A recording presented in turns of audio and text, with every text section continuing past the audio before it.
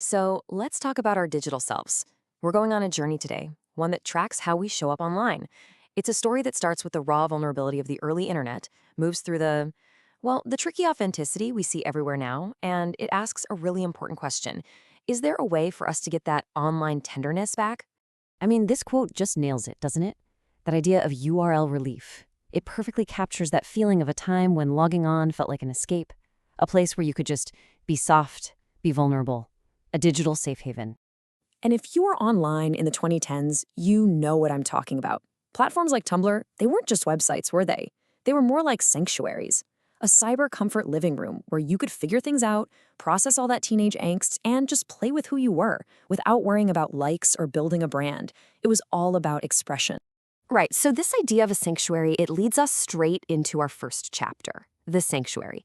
And this was really the era of the Tumblr sad girl, a figure who is way, way more complicated than she sounds.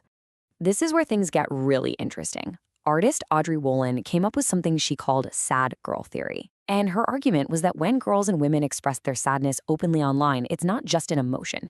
In a world that so often tells them to just smile and get over it, sharing that pain becomes a political act. It's resistance. And Wolin's point here is that this isn't new. She connects this online behavior to a really long history of women using their own sorrow as a form of protest. It was a way to take up digital space, to make those private struggles totally visible, and to kind of mess with the system from the inside. But of course, it wasn't that simple. The whole sad girl movement got some very fair criticism. For one, the aesthetic was often very whitewashed. People pointed out that it could end up romanticizing being a victim, and whether it meant to or not, it often played right into the male gaze. Plus, and this is a big one, a lot of the look was appropriated from LA Chola culture, which had its own powerful meaning, totally different from the version that ended up on Tumblr. This question, from writer Johanna Hedva, just stops you in your tracks, doesn't it? It completely forces us to rethink what protest even looks like. What about the people who physically can't show up for a march? And Hedva's sick woman theory gives us the answer. It says that for so many people, the most radical forms of resistance are the quiet ones. For anyone who's sick, disabled, or pushed to the margins, just surviving, just taking care of yourself is a huge act of protest against a world that demands we all be productive all the time. So that was the sanctuary. But it didn't last. It started to change into something else entirely, a marketplace. And that brings us to our second act, the authenticity trap. You can really see the shift here. The goal went from community and self-expression to commerce and engagement. That raw, sometimes messy melancholy of Tumblr was replaced by the polished, aspirational joy you see all over Instagram. Our cozy cyber living room basically got renovated into a giant digital mall. And here's the absolute key. Vulnerability itself became a product. What used to be a way to connect with people became a strategy to get more followers, more engagement, more profit. Sharing your deepest, most personal feelings turned into a performance. Internet artist Molly Soda just says it so plainly. The pressure to be authentic meant that authenticity just became another look, another costume to put on. We all sort of know it now, right? No matter what we're posting for attention, because that's what the system rewards. And Rob Horning takes that even further. We're sold this idea that authenticity is the real you, the truth behind the curtain. But what he's saying is, no, authenticity is the curtain. It's the illusion of realness, perfectly packaged and sold right back to us.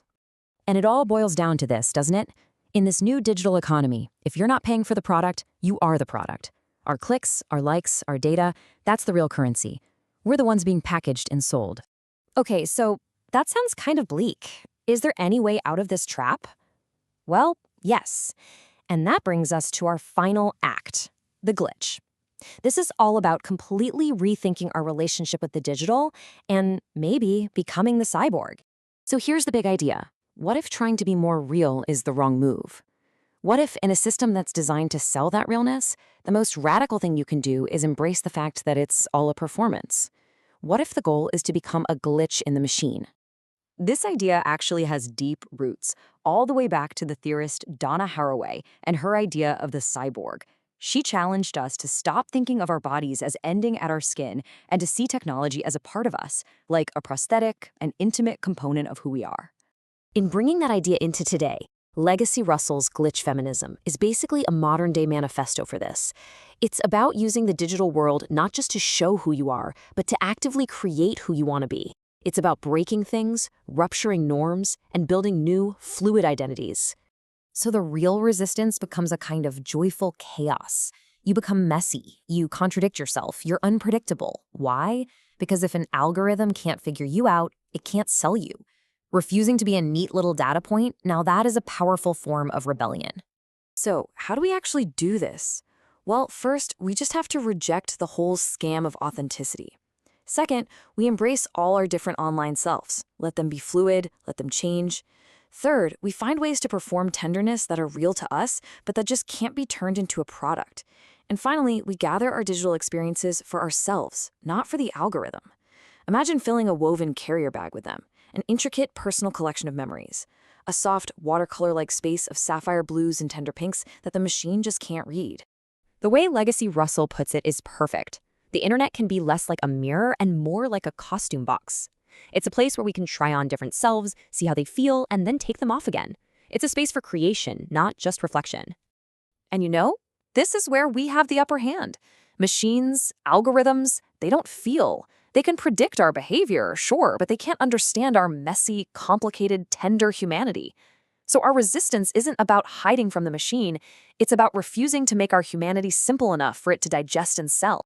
And really, that's what it all comes down to. Embracing our own complexity. We're not neat little products with a barcode ready to be put on a shelf. We're chaos. And so maybe that's the goal. To just keep performing our tenderness, our weirdness, our humanity in this endless digital space, but to do it on our own terms, as a glitch, as a cyborg, as chaos. So what does your cyber tenderness look like?